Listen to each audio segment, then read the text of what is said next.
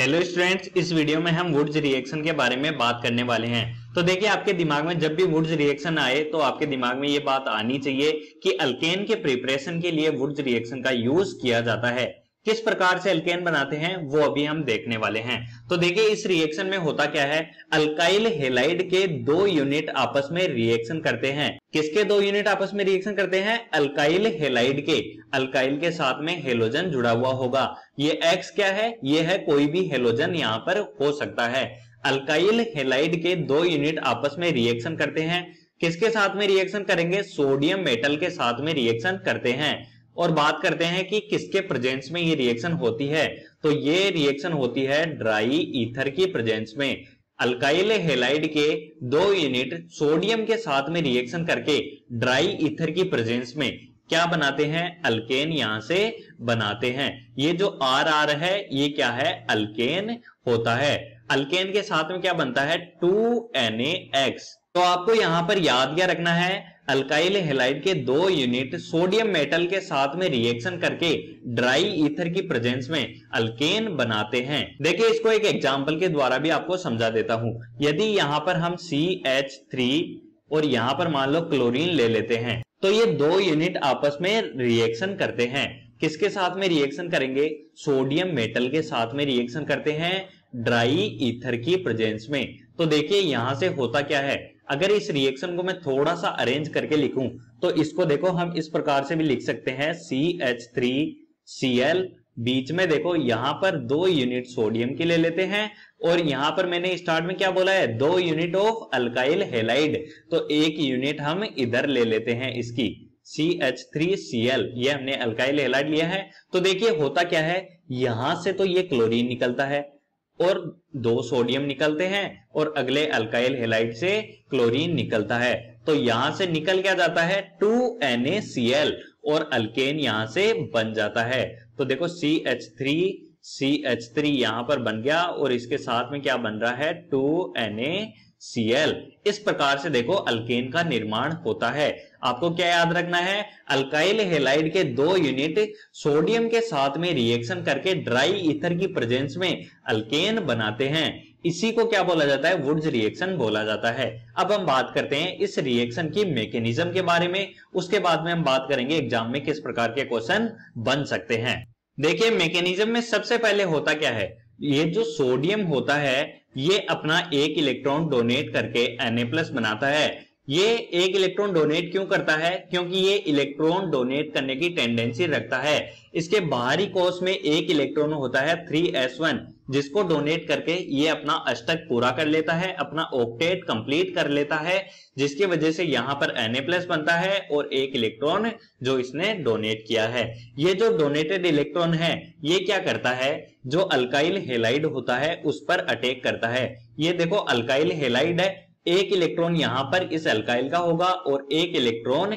इस हेलोजन का होगा। दोनों इलेक्ट्रॉन मिलकर यहां पर सिग्मा बॉन्ड बना रहे होंगे। हमें पता है कि हेलोजन की इलेक्ट्रोनेगेटिविटी ज्यादा होती है, उसकी वजह से इस हेलोजन पर डेल्टा नेगेटिव चार्ज आएगा और इस अल्काइल पर डेल्टा पॉजिटिव चार्ज आएगा। होता क्या है, ये जो इलेक्ट्रॉन है ये डेल्टा पॉजिटिव स्पीशीज पर अटैक करता है। जैसे ही ये अटैक करेगा ये हेलोजन क्या करेगा? दोनों इलेक्ट्रॉनों को यहां से लेकर फरार हो जाएगा। इस अल्काइल ग्रुप का इलेक्ट्रॉन भी ये ले जाता है और अपना इलेक्ट्रॉन भी यहां से ले जाता है। तो होता क्या है, देखो ये इलेक्ट्रॉन इस अल्काइल ग्रुप पर आ जाता है, जिसकी वजह से यहां पर क्या होता है? फ्री रेडिकल बनता है।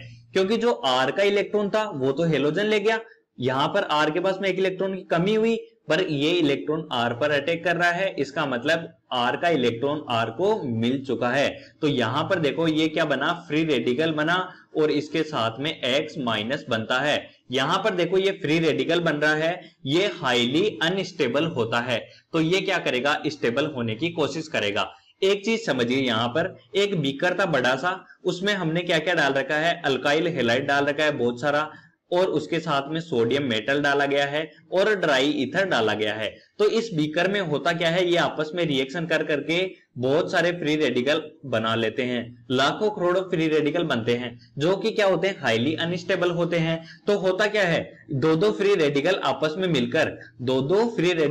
में मिलकर सिग्मा बॉन्ड बनाकर अल्केन का निर्माण कर लेते हैं। तो अगले स्टेप में होता क्या है, यहां से ये फ्री रेडिकल और दूसरे अपने जैसे फ्री रेडिकल को ये पकड़ेगा और यहां से होगा क्या, एक एक इलेक्ट्रॉन ये शेयर करते हैं, एक एक इलेक्ट्रॉन शेयर करके यहां पर सिग्मा बॉन्ड का निर्माण कर लेते हैं और होगा क्या, यहां पर अल्केन का निर्माण हो जाता है। तो यहां पर आपको समझ में आ चुका है कि वुड्स रिएक्शन की मैकेनिज्म किस प्रकार से होती है। सबसे पहले सोडियम अपना एक इलेक्ट्रॉन डोनेट करता है, डोनेट किया हुआ इलेक्ट्रॉन अल्काइल हैलाइड पर अटैक कर देता है और होता क्या है कि फ्री रेडिकल बनता है। तो ये चीज भी आपको ध्यान में रखनी है, वुड्स रिएक्शन में फ्री रेडिकल का निर्माण होता है और वो फ्री रेडिकल आपस में रिएक्शन करके सिग्मा बॉन्ड बनाकर अल्केन बना लेते हैं। अब हम बात करते हैं एग्जाम में किस प्रकार के क्वेश्चन यहां से पूछे जा सकते हैं। पहला टाइप का सवाल इस प्रकार से बन सकता है, यहां पर देखो अल्काइल क्लोराइड है, उसकी रिएक्शन हम सोडियम के साथ में करवा रहे हैं ड्राई ईथर की प्रेजेंस में। तो सबसे पहले होगा क्या, यहां से ये क्लोरीन हटेगा और फ्री रेडिकल बन जाएगा। तो देखिए यहां पर एक फ्री रेडिकल बन गया, ये अपना जैसा ही एक फ्री रेडिकल और ढूंढेगा और ये आपस में एक एक इलेक्ट्रॉन शेयर करके सिग्मा बॉन्ड बना लेते हैं और हमें यहां पर क्या मिल रहा है, देखो 4 कार्बन मिल रहा है। इसका मतलब हम इसको बोल सकते हैं एन ब्यूटेन। अगला एग्जांपल देखिए, यहां पर देखो क्या है, ये क्लोरीन यहां से हटेगा और यहां पर फ्री रेडिकल बन जाएगा। ये अपना जैसा ही एक और फ्री रेडिकल ढूंढेगा और उससे रिएक्शन कर लेगा, एक एक इलेक्ट्रॉन शेयर करके यहां पर क्या बना लेगा, सिग्मा बॉन्ड बना लेगा।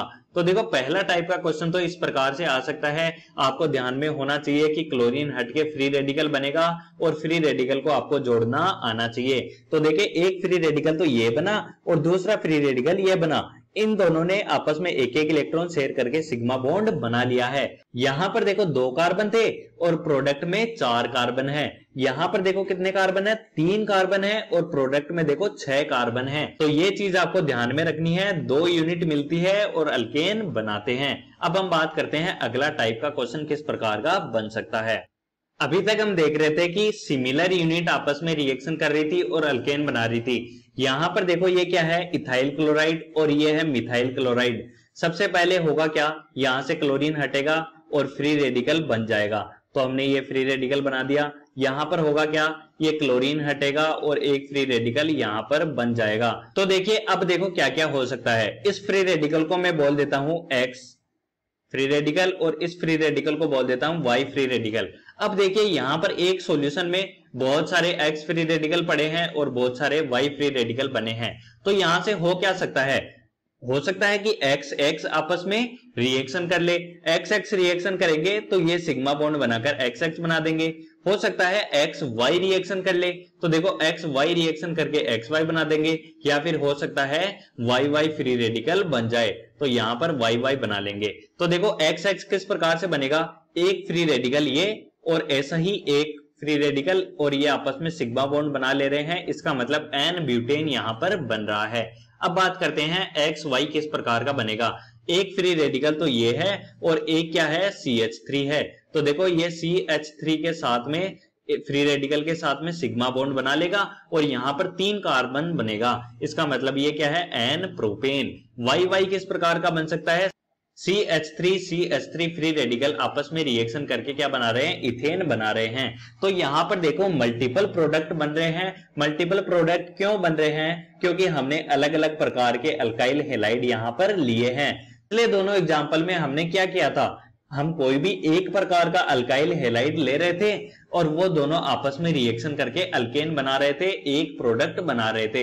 लेकिन हमने इस एग्जांपल में क्या किया, अलग अलग 2 प्रकार के अल्काइल हैलाइड हमने ले लिए। तो यहां पर देखो 2 अल्काइल हैलाइड लेने पर 3 प्रकार के अलग अलग प्रोडक्ट बन रहे हैं। अब हम बात करते हैं अगले टाइप के क्वेश्चन की, जो कि बहुत इंपॉर्टेंट क्वेश्चन है और उसमें प्रोडक्ट के यील्ड के बारे में भी बात किया जाता है।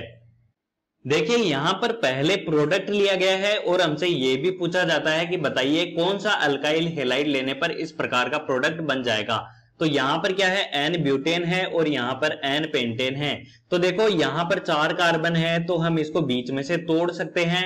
जैसे ही बीच में से इसको तोड़ेंगे तो हम यहां से देख सकते हैं कि इस प्रकार का फ्री रेडिकल रहा होगा जो कि आपस में रिएक्शन करके ये वाला प्रोडक्ट बनाया होगा। तो देखिए ये वाला फ्री रेडिकल कौन से अल्काइल हैलाइड से आ सकता है, इस प्रकार का अल्काइल हैलाइड यहां पर हो सकता है जो कि आपस में रिएक्शन करके फ्री रेडिकल बनाकर ये वाला प्रोडक्ट बना देता है। लेकिन यहां पर आप देखेंगे कि 5 कार्बन है। अब देखो इस बीच वाले कार्बन को मैं आधा आधा तो कर नहीं सकता, तो यहां पर मुझे यहां से तोड़ना पड़ेगा। तो यहां पर देखिए 2 प्रकार के फ्री रेडिकल बन रहे हैं। तो ये दोनों फ्री रेडिकल देखो कौन कौन से अल्काइल हैलाइड से आ सकते हैं, इस प्रकार का अल्काइल हैलाइड यहां पर रहा होगा। तो यहां पर देखिए 2 प्रकार के रेडिकल बन रहे हैं। इसका मतलब यहां पर एडिशनल प्रोडक्ट भी बनेंगे। XX प्रकार के प्रोडक्ट बना सकते हैं, या फिर YY प्रकार के प्रोडक्ट बना सकते हैं, या फिर XY प्रकार के प्रोडक्ट बना सकते हैं। तो आपने सुना होगा कि ऐसा कहा जाता है इवन कार्बन होने पर